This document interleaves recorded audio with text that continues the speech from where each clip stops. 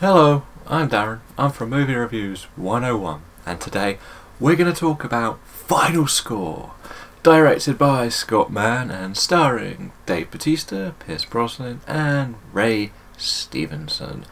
The story here follows a terrorist known as Akada. These name things, they're getting difficult, aren't they?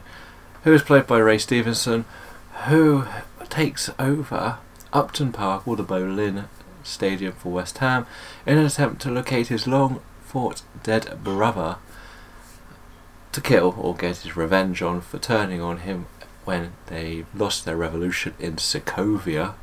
I'm pretty sure that was a made-up city in Avengers, but never mind.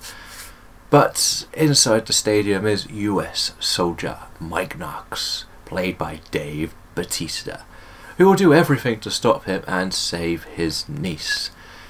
So we have a 90-minute action-packed romp.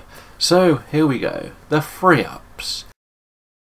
The free-ups is, there is a motorcycle chase through the stadium, which you would have seen elements of in the trailer, which is fantastically fun to watch.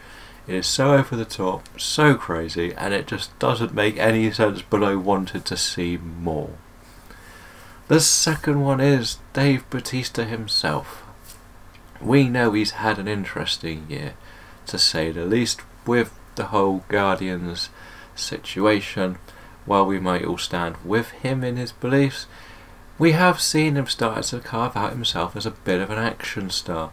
Most of his movies aren't getting like Dwayne Johnson press, but he is being able to do a few which are getting people talking about him in, yeah, let's just see what he's going to do with a big action movie. This is maybe one of his biggest solo action movies. And the final one is the setting. Let's be honest, we all know this is Die Hard in a football stadium. But it makes it more interesting by having the time element, because we know we're racing against time, because they've threatened to blow up the stadium at the full-time whistle, or the 90th minute mark, depending, which is slightly confusing because football doesn't end dead on 90 minutes. It has stoppage time and there's half time, so it's actually 105, probably 110 minutes to try and save the day, which does give this elements of a real-time feel. Yes, we do have snippets cut out. It's not exactly 105 minutes, and there is an intro and an exit, but you know the idea. We're going to have a nice little contained movie, that amount of time to save the day.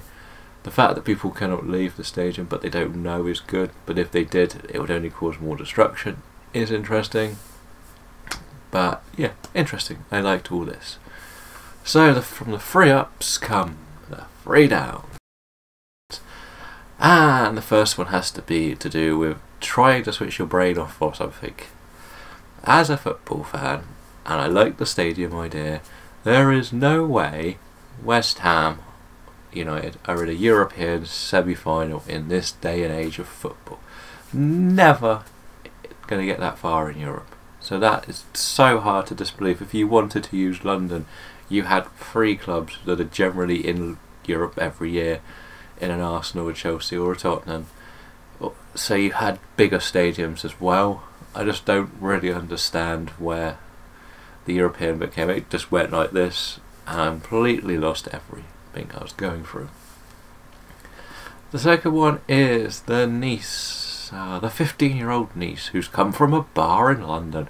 It felt like she walked off the set of EastEnders, and she has an annoying boyfriend who clearly is not a nice guy, and we don't want to see him.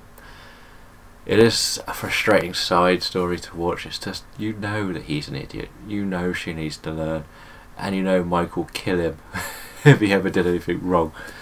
And it was just really not necessary, this part of the story.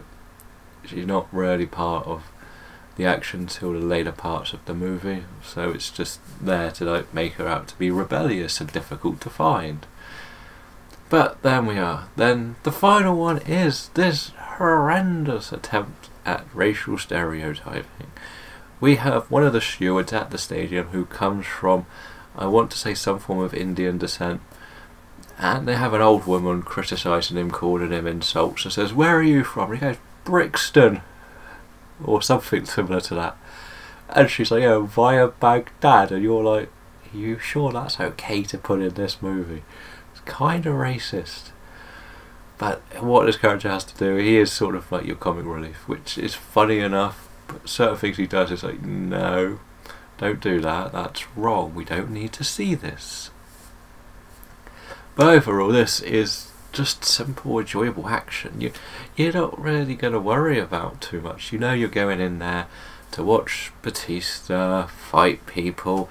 We know we're going to have different challenges. We'll have one guy who's built like a house compared to Bautista that he has to fight and win. Yeah. We've seen it all before. As we said, it is Die Hard in a football stadium. But hey, if you're an action fan, you're going to enjoy the simplicity of this. My rating is 3 out of 5. Let me know in the comments below what you think of Final Score.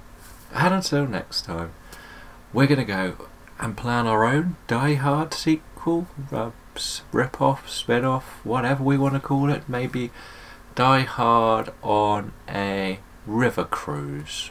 Yes. Thank you for watching. Goodbye.